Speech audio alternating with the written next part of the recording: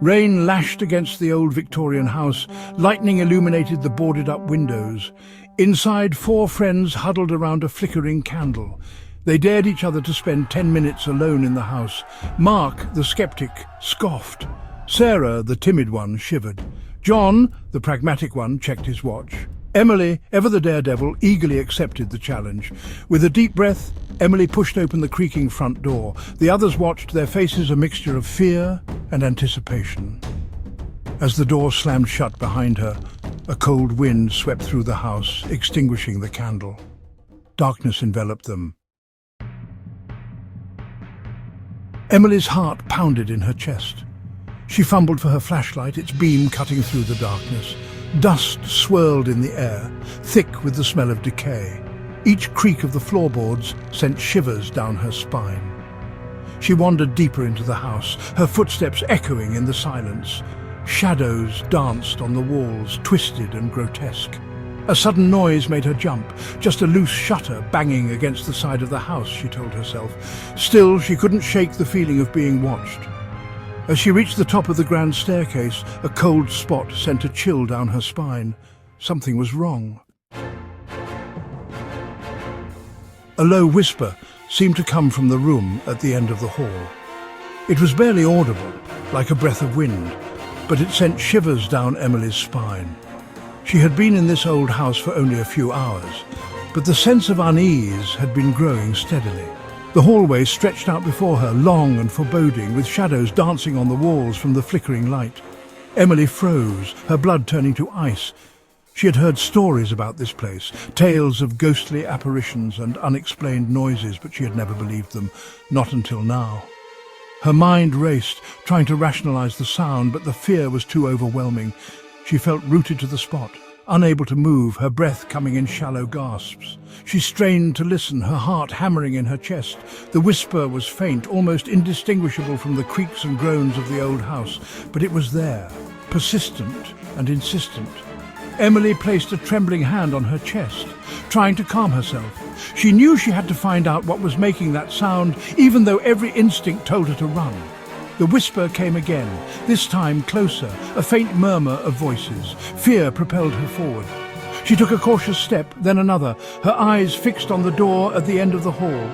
The light was dim, casting eerie shadows that seemed to move and shift as she walked. Each step felt like an eternity, the air growing colder with every inch she covered. She had to see what was making those sounds.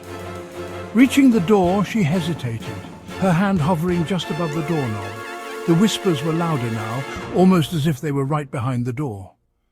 She took a deep breath, trying to steady her nerves. The stories she had heard about this place echoed in her mind, but she pushed them aside. She needed to know the truth. As she crept closer to the room, the whispers grew louder, more distinct. They seemed to be forming words, though she couldn't quite make them out. Her heart pounded in her ears, drowning out all other sounds. She felt a cold sweat break out on her forehead, her entire body tense with anticipation. The door loomed before her, a barrier between her and the unknown.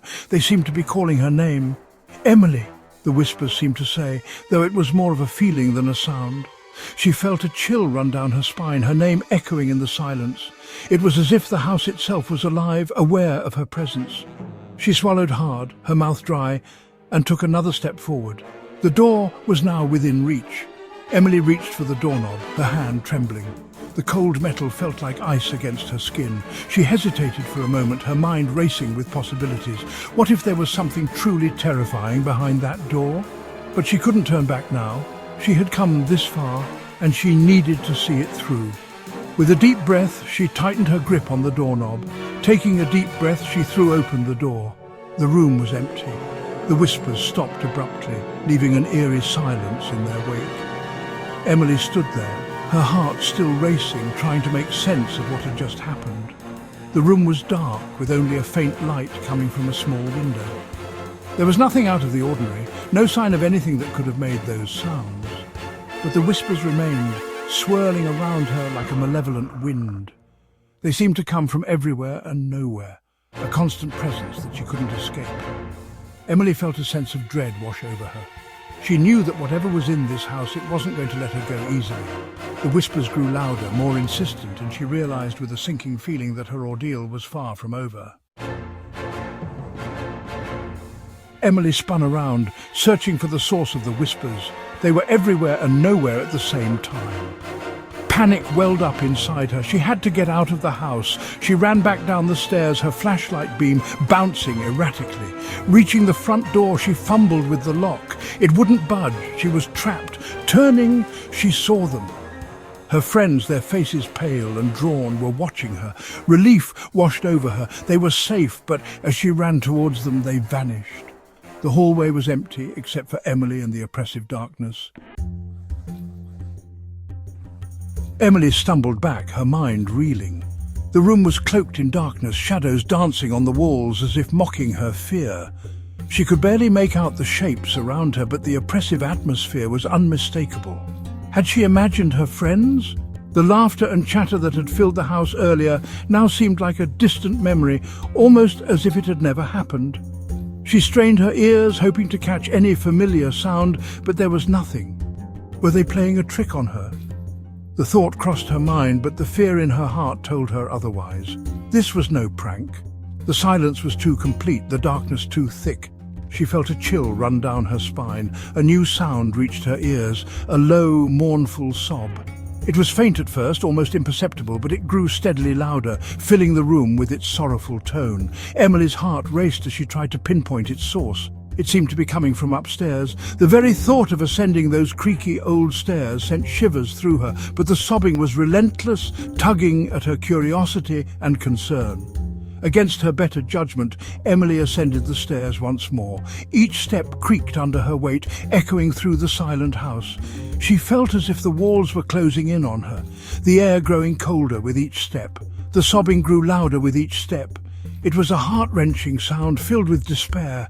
Emily's mind raced with questions. Who could it be? Why were they crying? She felt a mix of fear and determination pushing her forward. It was coming from the room at the end of the hall, the room where she had heard the whispers. The door was slightly ajar, and a sliver of light spilled out, casting eerie shadows on the floor. Emily hesitated, her hand trembling as she reached for the doorknob. As she approached, she saw something lying on the floor. Her breath caught in her throat as she squinted to make out the shape. It was small, almost insignificant, but it seemed to pulse with an otherworldly energy. It was a photograph, old and faded. The edges were worn, and the image was barely visible in the dim light. Emily's curiosity got the better of her, and she bent down to pick it up. She picked it up and gasped. The photograph felt cold in her hand, almost as if it had been lying there for decades, untouched by time. The image slowly came into focus, and Emily's eyes widened in shock. The picture showed a young woman, her face contorted in terror. The fear in her eyes was palpable, and Emily felt an inexplicable connection to her. It was as if the photograph was trying to tell her something, a story of pain and suffering, and she looked exactly like Emily. The resemblance was uncanny, down to the smallest detail. Emily's mind raced with possibilities. Who was this woman? Why did she look so much like her? The questions swirled in her mind, leaving her more confused and frightened than ever. A cold hand closed around Emily's throat. She dropped the photograph, her fingers clawing at the unseen attacker. Choking for air, she struggled against the vice-like grip, her vision blurred. With a desperate surge, she broke free. Stumbling back, she saw her attacker. It was a shadowy figure, its eyes glowing with an eerie light. The figure lunged. Emily screamed. She scrambled to her feet and ran, the figure in hot pursuit. Down the stairs, through the darkened rooms, she fled in terror.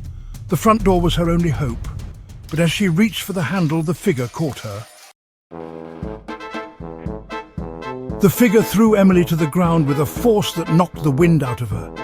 She hit the cold, hard floor, her body trembling from the impact. The room was dimly lit, shadows dancing on the walls, creating an eerie atmosphere that heightened her fear.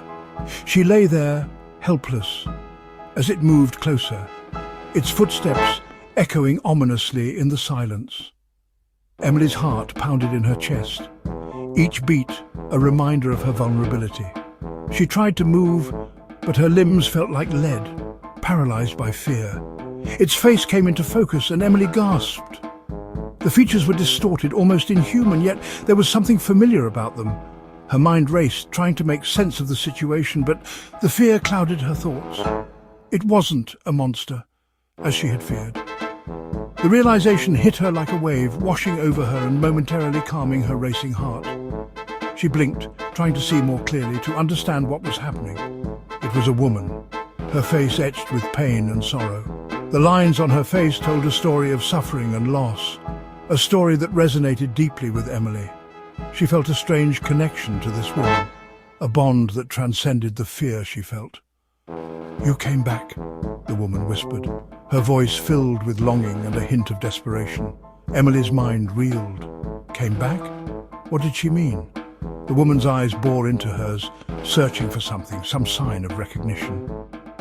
"I've been waiting for you," she continued, her voice trembling with emotion. The weight of her words hung in the air, heavy and suffocating. Emily's confusion grew, mingling with the fear that still gripped her heart. Emily stared up at her, confused and terrified. Her mind was a whirlwind of questions, none of which she could voice. The woman's presence was both comforting and terrifying, a paradox that left Emily feeling more lost than ever. "Who are you?" she stammered, her voice barely above a whisper. The woman smiled sadly, a smile that spoke of years of pain and longing. Emily's heart ached at the sight, a strange empathy welling up inside her. "I am you," she said, her voice soft but firm. The words echoed in Emily's mind, a revelation that shook her to her core. How could this be? She looked at the woman, really looked, and saw the truth in her eyes. "Or rather, I am what remains of you," the woman continued, her voice tinged with sorrow. Emily's breath caught in her throat. The implications of those words were staggering, a reality she was not prepared to face. "This house, it feeds on fear," the woman explained, her eyes darting around the room as if the walls themselves were listening. Emily felt a chill run down her spine. The house seemed to come alive, its presence oppressive and malevolent. "It took me long ago, trapped me here as a prisoner of my own terror," the woman said, her voice breaking. Emily's heart ached for her, for the life she had lost. She realized that this woman was a part of her, a part she had forgotten or perhaps chosen to forget. The truth was now revealed, and Emily knew she had to face it, no matter how terrifying it might be. Emily scrambled back, her mind spinning. This couldn't be happening, it was just a stupid dare. But deep down she knew the truth. The house was real, and so was the woman's story. "But my friends," Emily began, her voice trembling. The woman's smile turned predatory. "They are with me now," she said, "and soon you will join us. This house, it always gets what it wants." The shadows in the room seemed to writhe and coil, reaching out towards Emily like grasping claws. She was trapped, with no escape from this nightmare. The woman lunged, her cold fingers closing around Emily's wrist. Emily screamed, a primal sound of fear and despair. The house seemed to vibrate with her terror, feeding on her fear like a starving beast. And then silence. The woman was gone. The shadows receded. Emily was alone. She lay there for a moment, catching her breath, her body trembling. Had she imagined it all? A hand touched her shoulder. Emily screamed again, a shrill, piercing sound that echoed through the empty house, but it was no use. The shadows had returned, and this time they were taking her with them.